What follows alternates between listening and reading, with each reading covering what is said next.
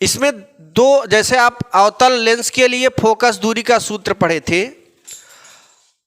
उत्तल लेंस के लिए फोकस दूरी का सूत्र पढ़े थे, सेम वही चीज अब यहां पर एक शब्द देख रहे हैं, एकांकी। एकांकी मतलब वही अवतल पृष्ठ होगा लेकिन केवल एक ही पृष्ठ होगा। अभी तो ये पहली हेडिंग एकांकी अवतल पृष्ठ के लिए अपवर्तन का सूत्र है, इसके बाद जो हेडिंग चलेगी वो एकांकी उत्तल पृष्ठ होगा, मतलब एक ही पृष्ठ होगा, वो क्या हो जाएगा, उत्तल हो जाएगा। इसके पहले आपने उत्तल लेंस की फोकस दूरी के लिए सूत्र पढ़ा, यानी दोनों पृष्ठ थे, उत्तल में भी अवतल में भी। अब वहां से एक पृष्ठ निकाल दिया गया। जैसे देखो, ये हमारा उत्तल है, ये हमारा अवतल है। अभी आपने पूरा पूरा बंधा हुआ उसकी फोकस दूरी के लिए सूत्र पढ़ा। अब क्या करो ना, इसको बीच से काट डालो, इसको बीच से काट दो तो यहां पे क्या बन जाएगा, अवतल। अब हम केवल इस पर एक सूत्र सिद्ध करेंगे, n/v - 1/u बराबर n - 1/r। उत्तल के लिए भी सूत्र वही होगा, अवतल के लिए भी सूत्र वही होगा, दोनों के लिए एज इट इज फार्मूले रहेंगे, सिद्ध करने के तरीके भी वही रहेंगे। जैसे आपने अवतल लेंस की फोकस दूरी, उत्तल लेंस की फोकस दूरी में पढ़ा। हाँ, वो इसी चैप्टर का एक उदाहरण है। अब देखिए आगे, अब हम लोग ये वाला लेंगे एक सूत्र यही सिद्ध करने के लिए। यहां शब्द देखिए, एकांकी अवतल पृष्ठ। तो एक अवतल पृष्ठ बनाएंगे, यहां पे बनाते हैं,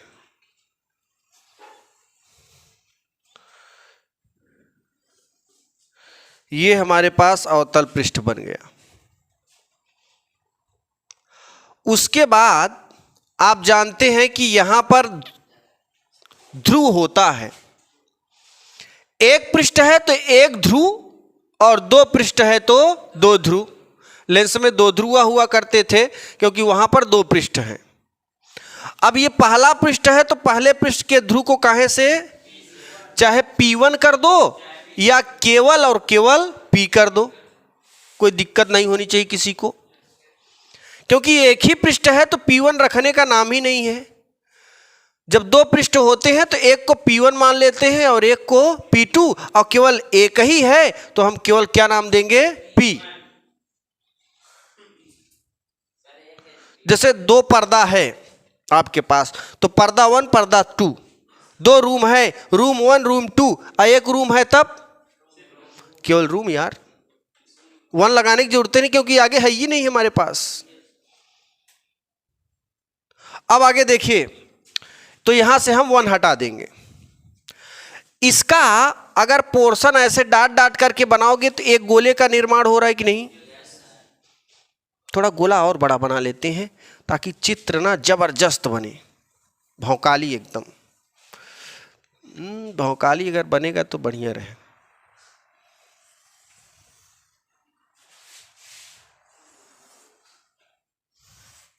बोर्ड का फायदा लिया जाए।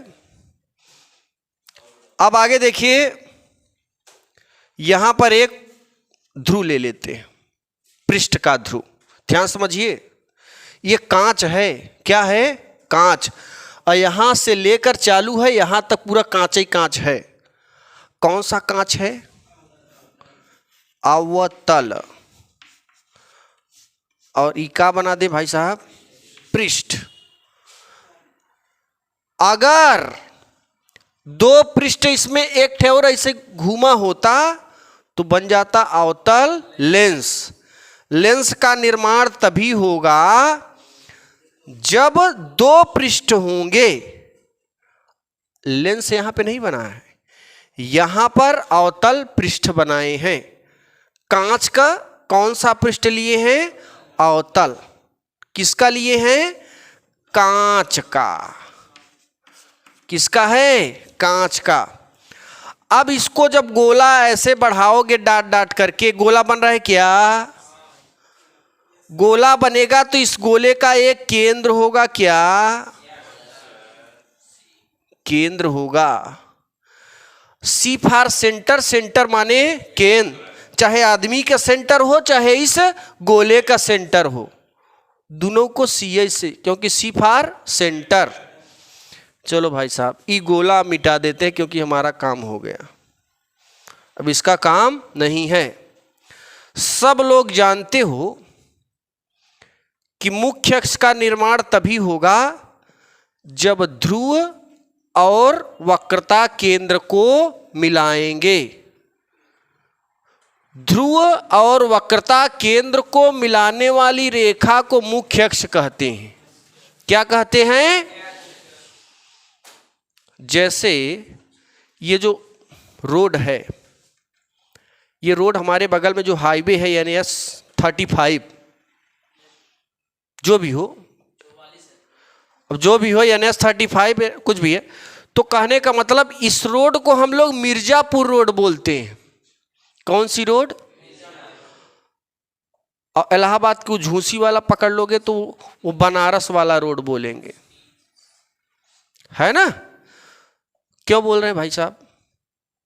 क्योंकि यहां से मिर्जापुर ज्यादा दूर है। इलाहाबाद रोड, मिर्जापुर जब पहुंचोगे रे तो मिर्जापुर वाले इसी रोड को कहेंगे इलाहाबाद वाली रोड,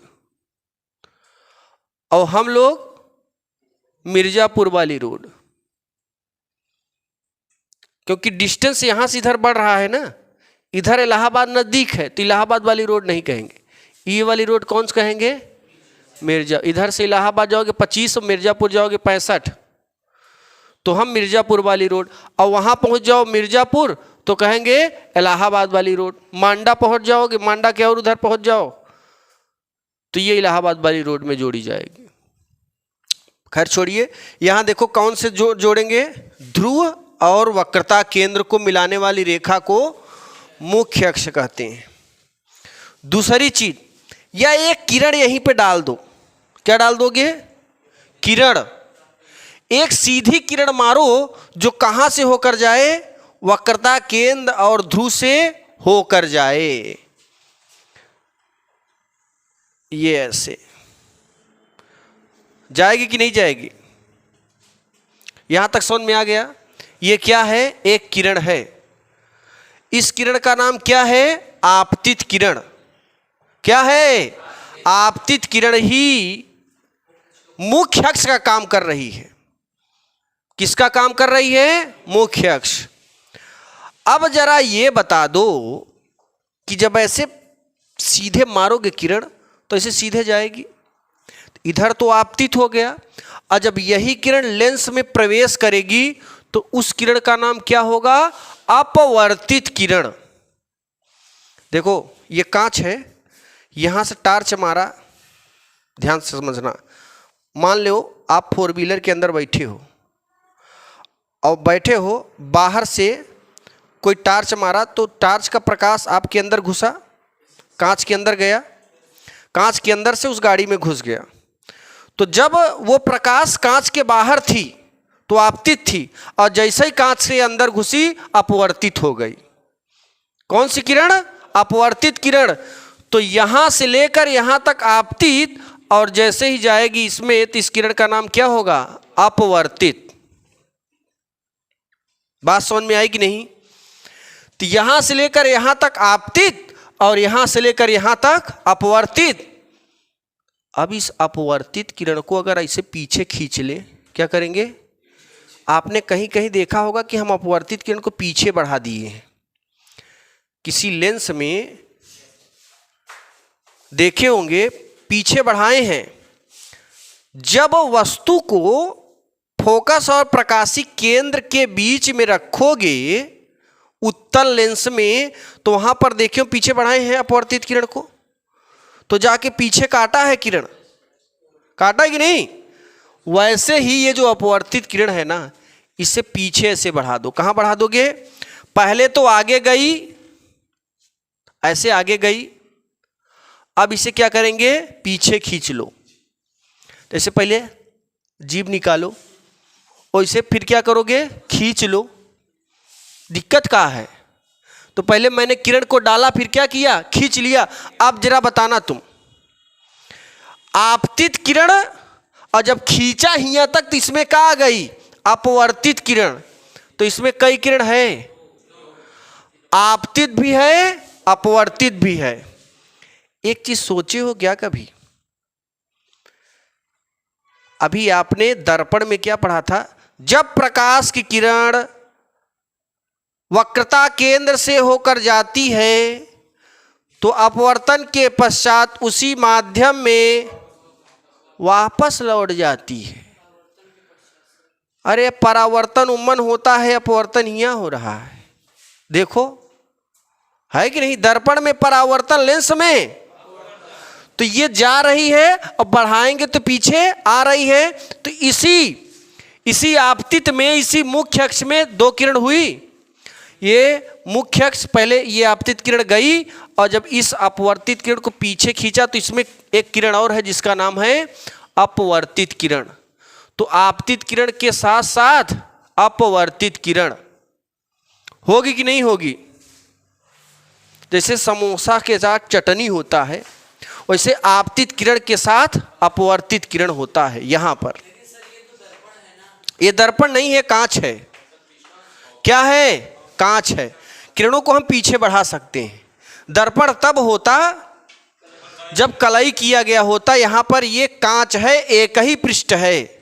ओके, अब देखो यहां पर एक, ध्यान समझना, यहां पर एक ना, थोड़ा और इधर रख दें क्या, ये सी यहां पे थोड़ा रख देते हैं। यहां पर एक वस्तु लेते हैं, बिंदु वस्तु। क्या लेंगे, ध्यान समझना, इस अक्ष पर, इस आपतित किरण पर ध्यान समझना, एक एक स्टेप बहुत बड़ा सूत्र होने वाला है। इसी बिंदु पर एक वस्तु लेते हैं और वस्तु मैंने यहां पे खड़ा नहीं किया। जैसे लेंस में देखो ए बी ऐसे खड़ा कर देते थे ना, ए बी, यहां पर ना मैंने खड़ा नहीं किया। यहां पर ओ फॉर ऑब्जेक्ट, ऑब्जेक्ट कैसा लिया है, बिंदु वस्तु लिया है, बिंदु के रूप में वस्तु को लिया है। कैसा लिया है, बिंदु के रूप में। कहां है ये, मुख्य अक्ष पर है। कहां है ये, आपतित किरण पर है। ये इसी का नाम मुख्य अक्ष, इसी पर क्या है, आपतित किरण है। ध्यान देना, मुख्य अक्ष पर ही मैंने क्या मार दिया है, आपतित किरण।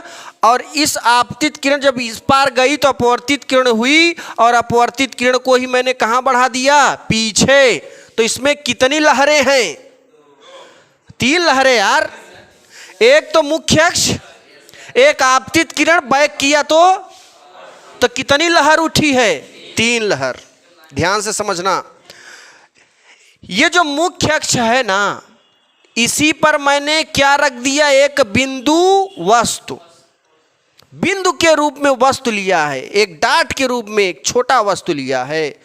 हो सकता है मेरे पास गर्दन ही हो, क्या हो, जैसे रख दे तो पता ही नहीं चले वस्तु है कि नहीं।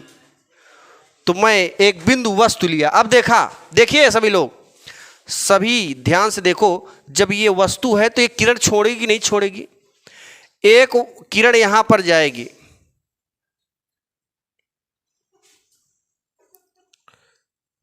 ये जाएगी किरण, थोड़ा और ऊपर मार देते हैं। यहां से किरण चलेगी कि नहीं। इस किरण का नाम क्या है, आपतित किरण। ध्यान से समझना, वस्तु से क्या चलती है, किरण। लेंस में वस्तु से किरणें डालते थे ना, कई किरण डालते थे, 2। यहां पर भी 2 किरण डाले हैं। अब बात आती है 2 किरण कैसे डाल दिए। एक किरण अभी ऐसे मार दिया था, सीधा ही मारा था कि नहीं मारा था, मारा था कि नहीं, गई टकरा कर वापस आई, उसी अक्ष पर 3 लहरें बनी। अब फिर यहीं से एक हम ऐसे मार दे रहे हैं। जब यहां पर पड़ेगा ना, तो ये बताओ यहां क्या है, कांच। जब प्रकाश की किरण एक माध्यम से दूसरे माध्यम में जाती है तो अपने मार्ग से विचलित हो जाती। इस घटना को प्रकाश का अपवर्तन कहते हैं। अपवर्तन की घटना में किरण अभिलंब की ओर झुकती है या अभिलंब से दूर हटती है? झुकेगी, क्योंकि जब वायु से कांच में जाएगी तो किरण अभिलंब की ओर झुक जाएगी।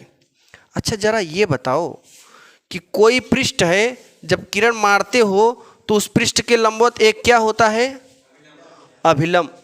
आपने दर्पण में भी ऐसे किरण डाला था तो यहाँ पर एक क्या था? पृष्ठ के लंबवत अभिलंब मिला था।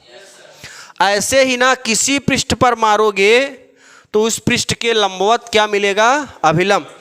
अगर इतना पृष्ठ ले लें, ध्यान देना, ये पृष्ठ, इस पृष्ठ के लंबवत एक अभिलंब खींचोगे तो अभिलंब कुछ ऐसे मिलेगा कि नहीं? ये कहाँ से जाएगा? ये अभिलंब कहाँ लहरिया रहा है भाई? वक्रता केंद्र पर आ रहा है।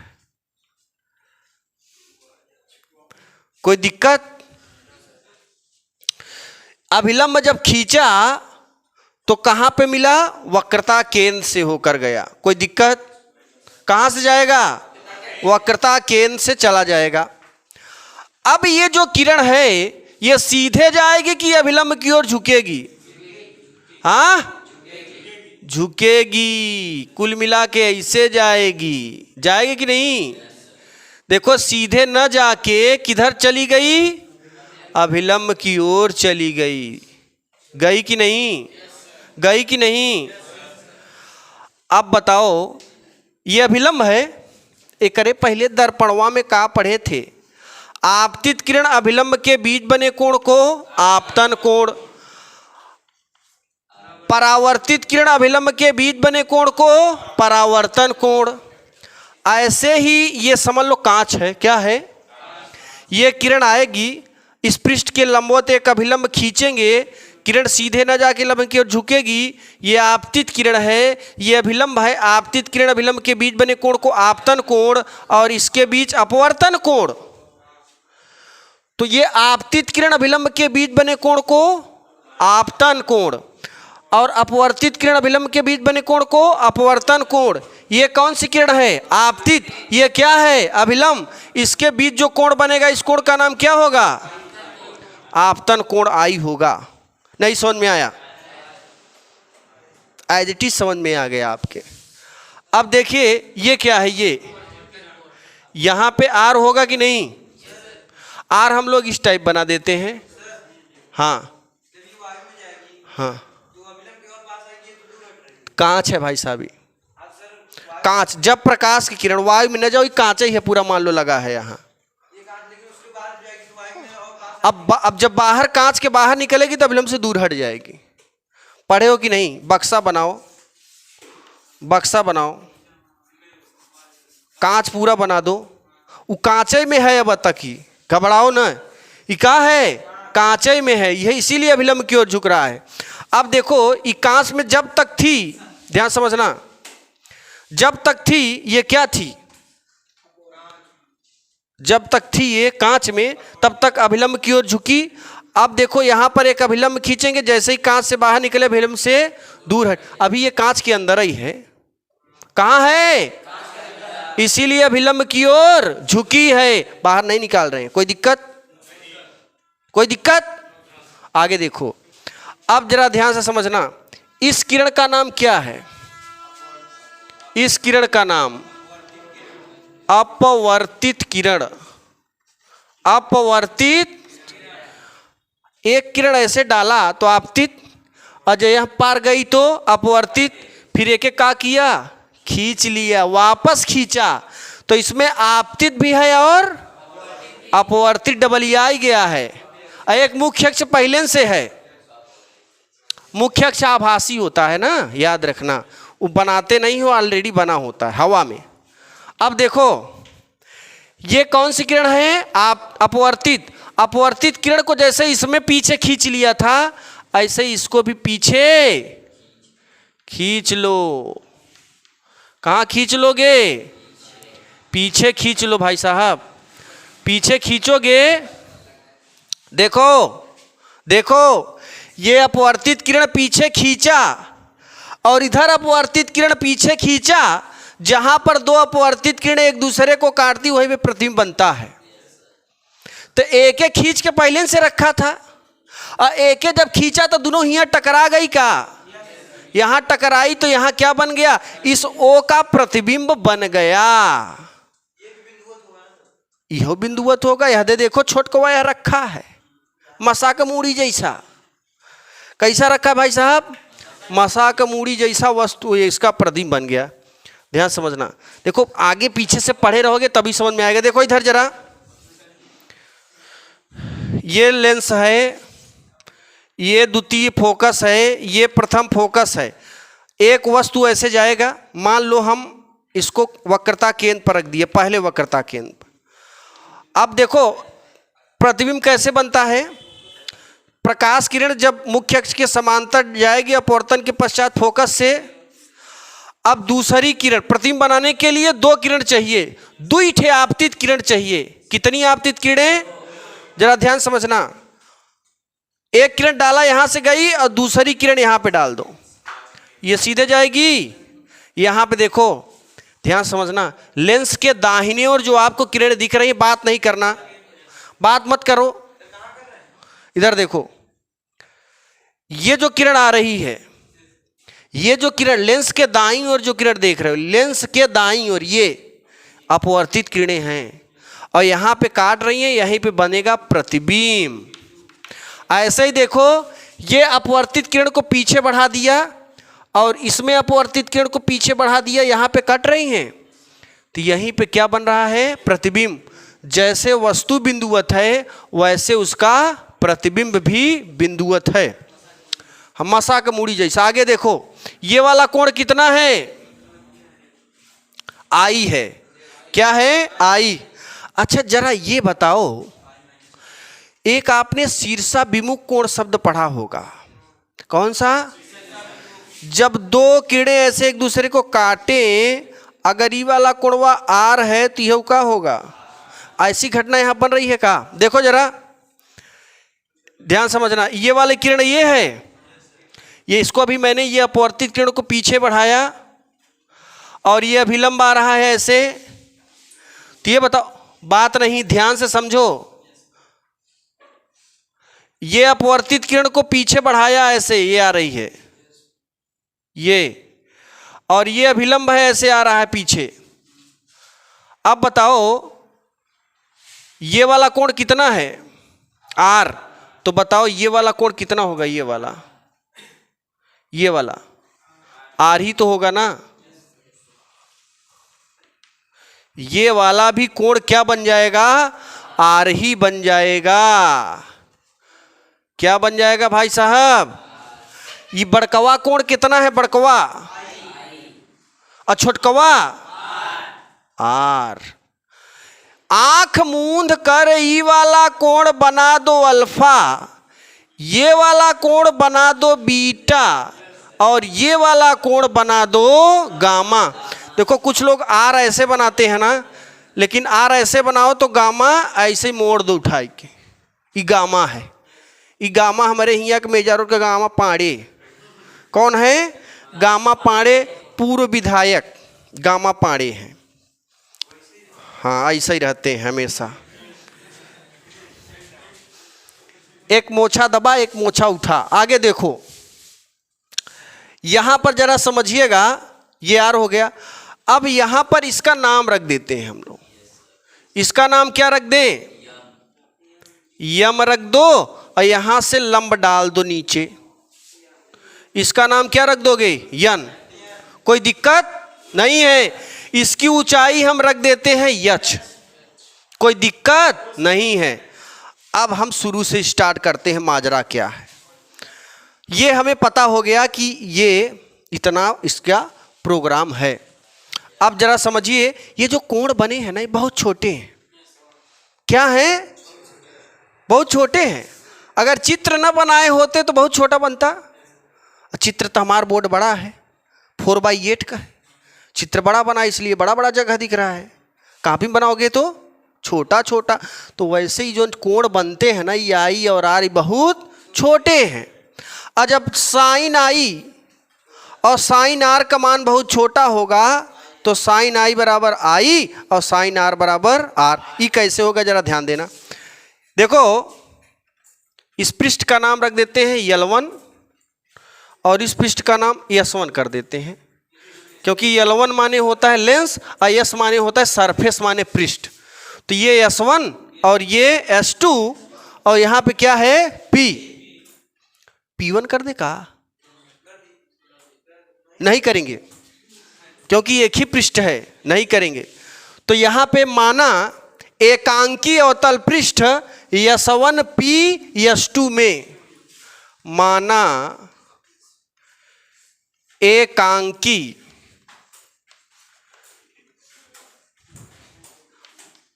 अवतल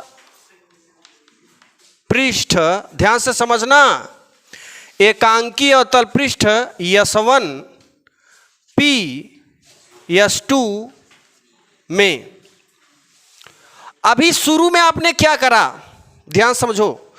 शुरू में आपने सबसे पहले क्या किया है, शुरू में स्टार्टिंग कहां से हुआ था, स्टार्टिंग हुआ था, जरा ध्यान से समझना। स्टार्टिंग आपने यहां से करा, प्रकाश किरण यहां पे डाला ना, ध्यान से देखो एक एक स्टेप। यहां पर डाला तो ये किरण आपतित किरण थी, ओएम आपतित किरण थी, और यहां से अपवर्तित हुई तो ये किरण अभिलंब की ओर झुक गई। तो ये अभिलंब मैंने जब नीचे खींचा तो यहां पर ये आपतित किरण अभिलंब के बीच जो कोण बना उसका नाम क्या था, आई, और अपवर्तन कोण क्या है, आर। तो यहां पे स्नेल का नियम बनेगा कि नहीं बनेगा, बनेगा, क्योंकि जहां से शुरुआत है वहीं से चालू कर देते। यहां पर लिखेंगे स्नेल के नियम से, स्नेल के नियम से। आप सभी जानते हो यन बराबर साइन आई बटे साइन आर, समीकरण 1। जब अवतल पृष्ठ का द्वारक बहुत छोटा होगा, क्या होगा, एकदम इतना, ध्यान दो सभी लोग, एकदम ऐसे छोटा कर देते हैं। क्या कर देते हैं, अब जब छोटा कर दो, किरण डालोगे तो जो कोणवन बनेगा बहुत छोटे होंगे। तो जब अवतल पृष्ठ का द्वारक बहुत छोटा होगा, यहां लिखेंगे, तो जो कोण बनेगा वो जीरो के लगभग जीरो के बराबर बनेगा, जीरो के बराबर, न के बराबर। जैसे हम कह दें कि सभी लोग मान लो कि 2-2 रसगुल्ला खा लिए मान लो खा लिए, अब बताओ खाए, बस केवल माने हो कि खा लिए, हाँ गया कुछ नहीं, बस मान लिए खा लिए, सपना देख लिए हो गया, बट गया नहीं, तो न के बराबर होगा ना। तो कहने का मतलब है कि उस स्थिति में जब अवतल पृष्ठ का द्वारक बहुत छोटा होगा, बहुत छोटा होगा, तब ध्यान देना, जब बहुत छोटा होता है ना तो साइन जैसे जीरो रखते हो, देखो साइन जीरो अंश की वैल्यू क्या होती है, जीरो, मतलब यहाँ जीरो, यहाँ जीरो, साइन जीरो अंश का वैल्यू सबसे छोटा वैल्यू होता है। तो जब यहाँ छोटा वैल्यू रख दोगे तो इधर भी वही चीज मिलेगा, छोटा ही मिलेगा। इसी तर्क पर साइन आई बराबर क्या हो जाएगा, आई। जैसे यहाँ जीरो है तो यहाँ क्या मिला, यहाँ पापा है तो यहाँ क्या मिलेगा, यहाँ काकी है तो यहाँ क्या मिलेगा, यहाँ नानी है तो यहाँ नानी, ऐसे ही यहाँ आई है तो यहाँ क्या मिलेगा, आई। और यहाँ पे अगर आर है तो यहाँ क्या मिलेगा, आर। जहाँ ना साइन आई है वहाँ क्या रख दोगे, आई, जहाँ साइन आर है वहाँ आर। समीकरण 2 में, समीकरण 1 में यार, 2 में कहाँ से, कैसे बोल रहे हो तुम लोग, अब देखो यहाँ पे हो जाएगा यन बराबर आई अपान आर, तिर्यक गुणा कर दें, तिर्यक गुणा कर दो तो ये हो जाएगा आई बराबर यन आर, ये हो जाएगा समीकरण 2, आई बराबर यन आर मिल गया। अब ना हमें आई और आर की वैल्यू चाहिए। किसकी वैल्यू चाहिए? अब यहां से देखो भाई साहब, देखो यहां पे आई है क्या? आई कहां से कहां तक है? यहां से ये पूरा कोण है आई और ये पूरा कोण आर।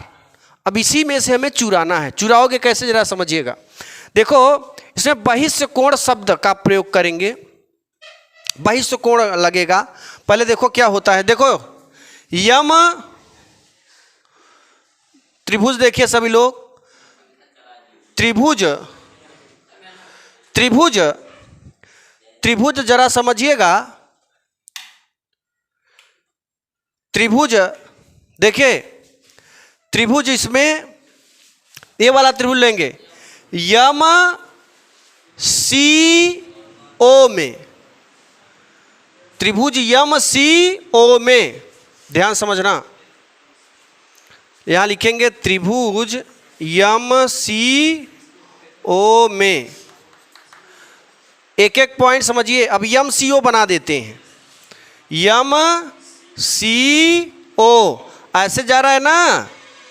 ये बताओ, ये देखो ये वाली जो रेखा गई है और ये वाली रेखा, इसके बीच का कोण क्या है? तो यहाँ पे हम एक रेखा ऐसे खींचेंगे, एक रेखा ऐसे खींचेंगे और एक रेखा ऐसी तो बना है ना। ई ओ है, ई सी है, ई का है यम। आई बताओ रेखवा ऐसी बढ़ी है का? ये रेखवा ऐसे बढ़ी है, बढ़ा दिए ना। ये वाला एंगल है अल्फा, ये वाला एंगल है आई। देखो सी से और ओ से जाने वाली, सी से और ओ से जाने वाले बीच का कोण क्या है? स्पष्ट नहीं दिख रहा है तो जूम करके देख लेना ऑनलाइन पढ़ने वाले। ऐसे कर दोगे ना तो बड़काऊ आ जाएंगे, यहाँ दिखाई पड़ जाएगा। अब देखो ये वाला कोण, देखो ये और यहाँ से कोण कितना बन रहा है? गामा बन रहे हैं। क्या बन रहे हैं? गामा। अब देखो यहाँ पे प्रमेय लगेगा। प्रमेय कौन सा लगेगा? बहिष्य कोण सुदूर अंतः कोणों के योग के बराबर होता है। कक्षा 7 वाला प्रमेय पढ़े होगे। हाँ देखो जरा, ये है त्रिभुज, ध्यान देना। जब किसी त्रिभुज या चतुर्भुज या पंचभुज या कोनो भुज हो कि किसी एक भुजा को बढ़ा दो, कई भुजा को? एक भुजा। तो ये वाला जो कोण है के मान लेते हैं फाई, इसको मान लेते हैं अल्फा, इसको मान लेते हैं बीटा और इसको मान लेते हैं थीटा। अब देखो देखो जरा, ये भी कोण होगा कुछ न कुछ त्रिभुज का, ये वाला भी कुछ न कुछ होगा, ये वाला कुछ न कुछ होगा और यहाँ पे ये वाला होगा, ठीक है ना। तो इसमें जब किसी त्रिभुज की किसी एक भुजा को बढ़ाने पर, किसी एक भुजा, चाहे ये वाली भुजा बढ़ा दो, चाहे ये वाली, एक भुजा को बढ़ाने पर ये जो बहिष्य कोण है ये सुदूर अंतः कोणों के योग के बना दे। ये वाला छोड़कर देखो, इससे संलग्न जो कोण है इसे छोड़ देते हैं और नियम ये है कि ये जो कोण है फाई, इन दोनों कोणों को योग के क्या हो जाएगा? बराबर हो जाएगा। क्या हो जाएगा? बराबर। तो यहां पर जरा ध्यान से समझना, ये जो गामा है ना, गामा अल्फा प्लस आई के योग के बराबर हो जाएगा। ये तुम लोग छोटी क्लास में पढ़े होगे। यहां लिखेंगे बहिष्य कोण से, बहिष्य कोण से, कोष्टक में लिख देना प्रमेय से। किससे लिखोगे? प्रमेय से लिखोगे। तो यहां पे हो जाएगा गामा बराबर अल्फा प्लस आई, अल्फा प्लस अल्फा प्लस। अब जरा समझिएगा, यहां पे हमें किसकी वैल्यू चाहिए? आई की। तो यहां पे इसको इधर करेंगे पक्षांतर, तो आई बराबर क्या मिल जाएगा? आई बराबर गामा माइनस अल्फा, समीकरण 3। इतना पहले लिखो फिर आगे बढ़ते हैं। चलो देखिए, आपने यहां तक लिखा है, इसको हम इरेज करेंगे।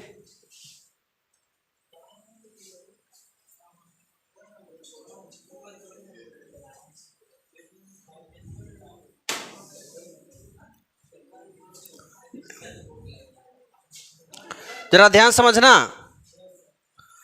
अभी मैंने ये वाला एंगल लिया था यम सी ओ। अब देखो कौन सा लेंगे? यम अभी ऐसे आया था ना, अब इधर से चले आओ सीधे। यम आई ओ, त्रिभुज यम आई ओ में कोई दिक्कत वाली बात नहीं है किसी को। यम आई ओ बनाओ, फिगर बनाते हैं। एक रेखा ऐसे बना लो, और फिर एक ऐसे गई है, फिर एक ऐसे आई है, ठीक है ना। एक ये मुख्य अक्ष है, बढ़ा दो इधर। देखो ओ आई यम, यहीं से तो लंब डाले हो ना, हमें लंब की जरूरत नहीं है। ये वाला कोण क्या है? ये वाला कोण क्या है? यम आई ओ, ये अल्फा ये बीटा, और इसके बीच कोण कितना बन रहा है? इसके बीच, हाँ अच्छा, अभी अल्फा वाला लिए थे ना, यम सी आई लेंगे। अब क्या कर रहे हो? देख लियो, ऐसा बता रहे हो। नहीं देखो, ऐसा डबल बार हमें गामा की वैल्यू निकालनी पड़ती है। तो जैसे हम यम सी ओ लिए थे, अब यम सी आई लेंगे, गामा बराबर ही निकालेंगे। यम सी आई, जरा ध्यान देना, फिगर बनाते हैं इस तरीके से। देखो ये एक रेखा हो गया, यम सी आई, ये ऐसे यम सी आई। तो सी पर कितना कोण बन रहा है? गामा। आई पर कितना बन रहा है? बीटा। और ये वाला कितना है? ये वाला छोटा कोण है ना, आर। ये वाला कोण हमारा आई है। सेम यही वाला प्रमेय लगेगा, सेम यही लगेगा कि ये जो कोण है, अच्छा मान लो एक और तुम्हें एग्जाम्पल दिखा दें। ये हमारे को क्या दिख रहा है? ये चतुर्भुज दिख रहा है। ध्यान से, बहिष्कोण का नियम क्या है? अगर इसका एक नाम रख दो, इसका 2 रख दो, इसका 3 रख दो, इसका रख दो 4। अब हम किसी एक भुजा को बढ़ा देते हैं, ये मान लो ये वाली भुजा को बढ़ा दिए, तो ये वाला जो कोण होगा बहिष्कोण नाम हो जाएगा, और इसका नाम हम क्या रख देते हैं? फाई। तो ये जो फाई है, ये कितने के बराबर? इससे जो लगा कोण होगा ना, इसे छोड़ देंगे। देखो यहां पे ये इससे लगा कोण ये है ना, इसे हम छोड़ दे रहे हैं। ऐसे इससे लगा कोण ये छोड़ देंगे, बाकी कोण 1 धन कोण 2 धन कोण 3 के बराबर हो जाएगा। ये बहिष्कोण है। अच्छा मान लो हमारे पास पंचभुज है, हाँ ऐसे पंचभुज है हमारे पास, 1 2 3 4 5 6 हो गया, 6 खष्टभुज हो गया। कई भुज? चलो कोई दिक्कत नहीं है। अब इसमें हम बहिष्कोण निकालते हैं। कोई भी एक भुजा, जैसे यही वाली भुजा बढ़ा दो ऐसे, तो ये वाला कोण क्या बोला जाएगा? बहिष्कोण बोला जाएगा। अब ढेर का कोण बना दो, 1 2 3 4 5 6। अब एक कोण छोड़ के बाकी सबका जोड़ दो, हाँ योगफल के। कौन छोड़ोगे? इससे संलग्न कोण क्या है? 1 छोड़, 2 धन 3 धन 4 धन 5 धन 6, हो जाएगी नहीं? 20 नहीं यार, कोण है, जुड़ेगा नहीं। तो कुल मिला के जब भी बहिष्य कोण बनाएंगे तो इस तरीके से बना लोगे। अब समझ में आया? बहिष्य कोण का नियम यही है। आगे देखिए, तो यहां पे गामा बराबर क्या हो जाएगा? बीटा प्लस, यहां से आर की वैल्यू निकाल लें। आर बराबर क्या हो जाएगा? गामा माइनस बीटा, ये हो जाएगा समीकरण 4। ध्यान दो, यहां से आई की वैल्यू मिल गई और यहां से आर की वैल्यू। आई और आर का मान समीकरण 3 में, यहां लिखेंगे आई और आर का मान समीकरण 3 में रखने पर, देखो सभी लोग, समीकरण 3 में जब रखोगे तो आई की वैल्यू क्या रखोगे? आई की वैल्यू गामा माइनस अल्फा। ध्यान समझना, गामा माइनस अल्फा, बगल में क्या है? यन। आर की वैल्यू यहां से हमें मिला है gamma minus beta, gamma minus beta. अब देखो यन का अंदर गुणा करो तो गामा माइनस अल्फा, यन का इसमें यन गामा माइनस यन। अब एक काम करते हैं, ये जो गामा दिख रहा है ना, इसको इस तरफ पक्षांतर कर दो। ध्यान समझना, ये इसको इस तरफ ले आओ और गामा को उस तरफ ले जाओ। तो ये जब इधर आ गया, माइनस में है ना, इसको इधर ले आओ, गामा को उधर ले जाओ। ये माइनस में है, इधर आएगा प्लस में, ऑलरेडी है, हो जाएगा यन बीटा माइनस अल्फा। ये माइनस में इस तरफ आएगा, प्लस यन बीटा होगा, ये माइनस अल्फा बराबर यन गामा ऑलरेडी है, ये है प्लस में, उस तरफ जाएगा माइनस में हो जाएगा। गामा का पहचान जरा ऐसे देखो, बना है गामा है। अब देखो गामा कॉमन ले लो, क्या लोगे? तो ये मिल जाएगा भाई साहब यन बीटा माइनस अल्फा बराबर यन माइनस 1 गामा। क्या मिल जाएगा? गामा कॉमन ले लिए और दाहिने तरफ गामा कॉमन लिए हैं। ये बताओ इस गामा के बगल में क्या है? जब ये गामा बाहर निकालोगे तो यन माइनस ये बाहर निकल जाएगा, एक आएगा, ये हो जाएगा समीकरण 5 हमें मिल गया। अब हमें क्या किसका किसका मान निकालना है? अल्फा बीटा गामा का मान निकालना है। किसका मान निकालना है? अल्फा बीटा गामा का मान निकालना है। अब जरा ध्यान देना, बात नहीं करने का, जरा शांति का परिचय देते हुए आप सभी ध्यान दो। ऐसे नहीं इंटर में आ गए हो, और अभी है हमारे पास आंकड़े। देखो अल्फा बीटा गामा का मान। अब देखो अल्फा का मान कहाँ मिलेगा? अल्फा का मान यहाँ पर है। अल्फा निकालने के लिए जानते हो कौन सा त्रिभुज लेना पड़ेगा? यम यन ओ। समस्त दूरियां पृष्ठ के ध्रुव से। ये बताइए आप, जब दर्पण था क्या था? क्या था? तो दर्पण में दूरियां ध्रुव से नापते थे। दर्पण में केवल एक पृष्ठ था। उस समय जो दूरियां नापते थे वो ध्रुव से।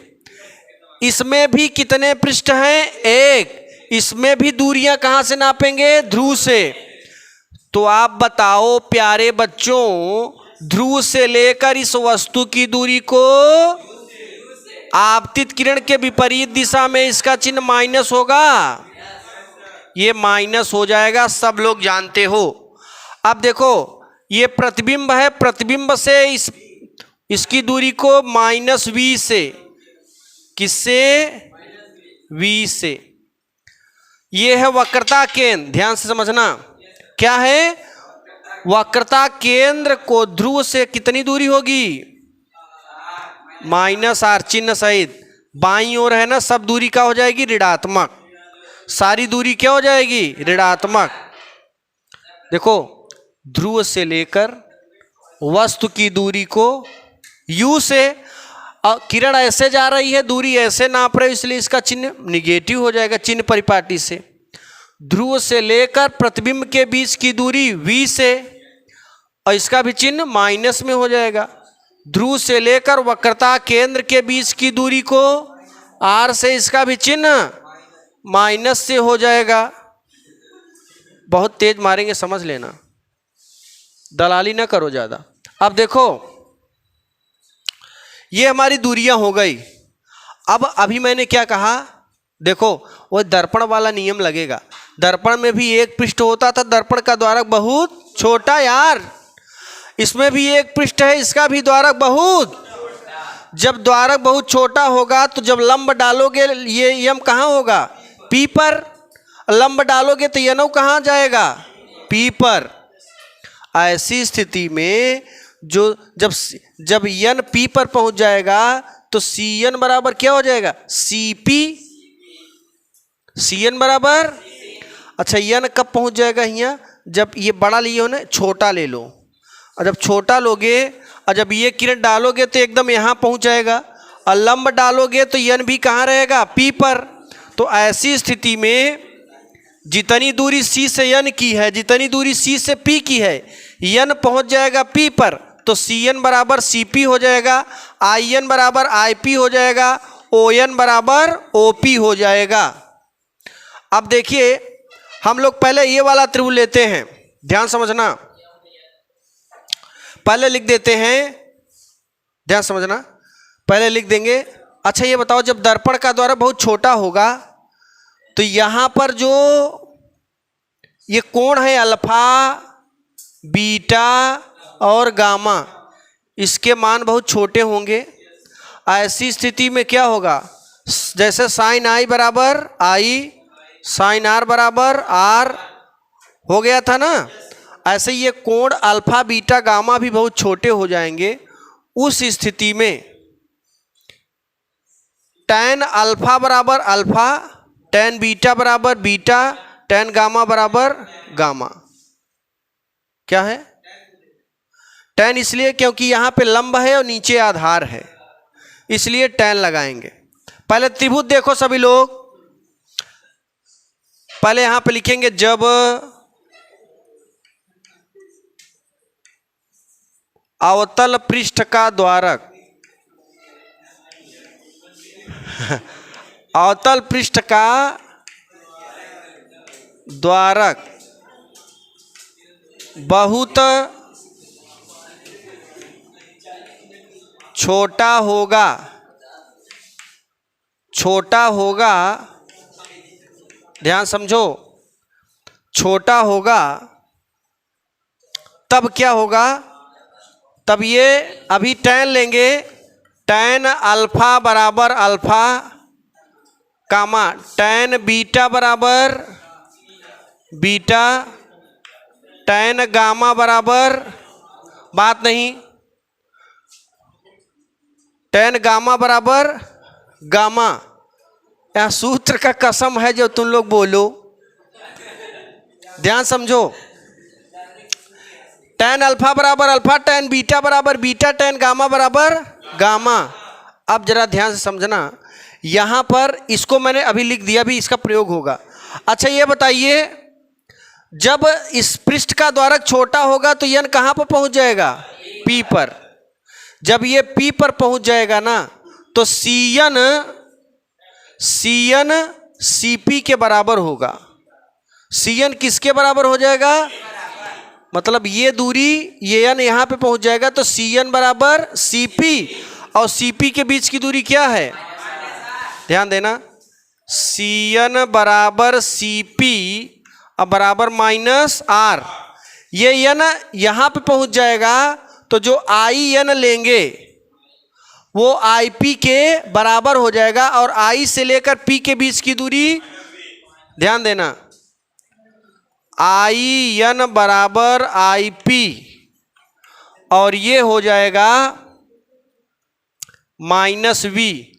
आगे देखो, ओ एन बराबर ओ पी, और ये दूरी हो जाएगी ओ एन बराबर ओ पी, और किसके हो जाएगा, ये दूरी। अब देखो एक एक त्रिभुज लो, त्रिभुज यम यन ओ, त्रिभुज यम यन ओ में जरा ध्यान देना, ये इस तरीके से बना लो।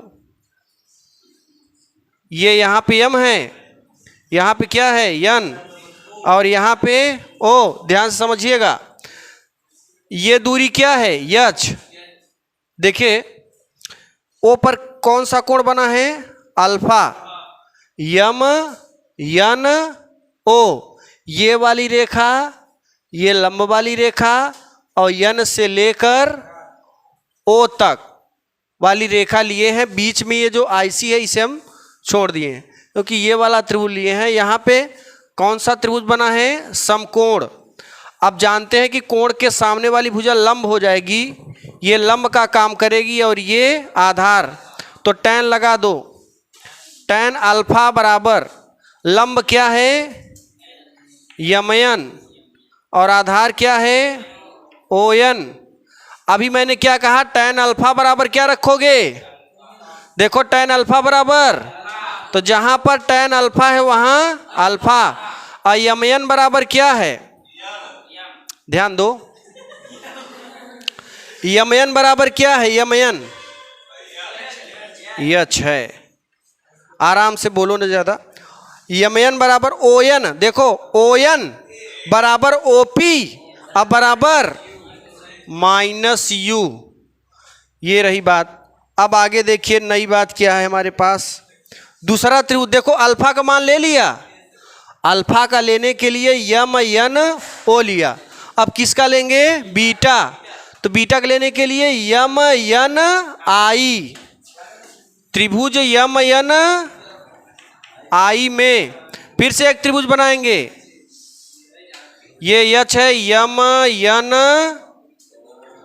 आई से कितना एंगल बन रहा है, आई से कितना बन रहा है बीटा। फिर से देखो कोण के सामने वाली भुजा लंब, ये आधार, tan, tan लेंगे। tan क्यों ले रहे हैं, क्योंकि लंब का काम है इसमें आधार का। tan बीटा बराबर लंब क्या है आधार क्या है आयन, tan बीटा बराबर, क्योंकि जब दर्पण का द्वारक बहुत छोटा होगा, अल्फा बीटा गामा बहुत छोटे होंगे, ऐसी स्थिति में tan बीटा बराबर बीटा, तो यहाँ क्या लिख दोगे बीटा, यमयन के स्थान पे यच, आयन देखो आयन बराबर आईपी बराबर माइनस बी। ओके, अब आगे देखो नेक्स्ट एक और है गामा का मान निकालने के लिए, यम यन सी, त्रिभुज यम यन सी में tan, ध्यान से देखते रहो टकटकी लगा के, tan गामा बराबर यमयन बटे सीयन, और tan गामा बराबर गामा, यमयन के स्थान पर यच, देखो यमयन के स्थान पर यच, और ये त्रिभुज बना दीजिए। ये देखो ऐसी बना है ना चित्र, इसमें चाहे जैसे बनाओ, यम यन आई सी है, सी है, जरा देखो ये क्या है यच, ये वाला कोण गामा। अब देखो यहां से यच सीएन की वैल्यू, सीएन बराबर सीपी बराबर, तो सीएन के स्थान पे क्या लिख देंगे माइनस आर। देखो अल्फा बीटा,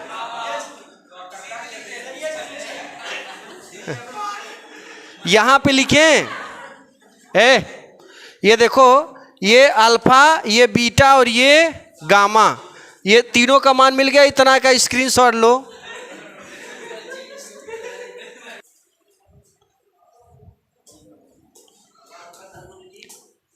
अब देखिए इसको हम इरेज कर देते हैं, फिर आगे बढ़ते हैं।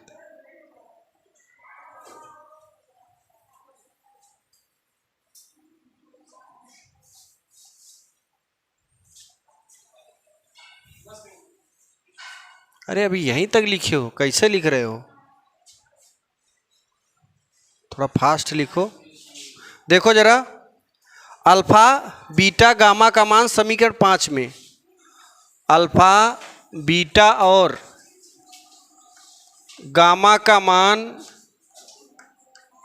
समीकरण 5 में रखेंगे। देखो यन बीटा की वैल्यू हमारे पास है h upon minus v, h upon minus v, minus alpha की वैल्यू हमारे पास है h upon minus u, h upon minus u बराबर यन माइनस 1 अपान ये गामा की वैल्यू क्या है? H upon minus r, h upon minus r. देखो यहाँ से ना पहले एक काम करेंगे, माइनस ऊपर नीचे गुणा होगा। देखो यहाँ माइनस है, ऊपर नीचे गुणा, तो ये minus n h upon v हो जाएगा, ये minus minus plus h upon u हो जाएगा, बराबर एन माइनस 1 ऊपर नीचे माइनस का गुणा, यहाँ माइनस 1 अपान आर। ये देखो एच कॉमन ले लेते हैं, एच कॉमन लोगे तो minus n upon v plus 1 upon u बराबर अंदर माइनस का गुणा करो, माइनस एन प्लस 1 और इंटू एच अपान आर। तो एच से एच क्या हो जाएगा? कैंसिल। तो अब देखो इसको पहले लिखो, 1 upon u minus n upon v बराबर 1 plus 1 minus n upon r. ध्यान दो, दोनों पक्षों में माइनस का गुणा करोगे ना तो यहाँ प्लस हो जाएगा, यहाँ माइनस और यहाँ माइनस यहाँ। तो ऐसे देखो कैसे लिखोगे इसे, माइनस दोनों पक्षों माइनस गुणा करो, माइनस से गुणा करने पर गुणा करोगे तो यहाँ माइनस यहाँ प्लस, एक पहले लिखेंगे n upon v minus 1 upon u बराबर एन माइनस 1 अपान आर। यही है हमारे एकांकीय अवतल पृष्ठ के लिए अपवर्तन का सूत्र। ठीक है, ऐसे ही देखिए उत्तल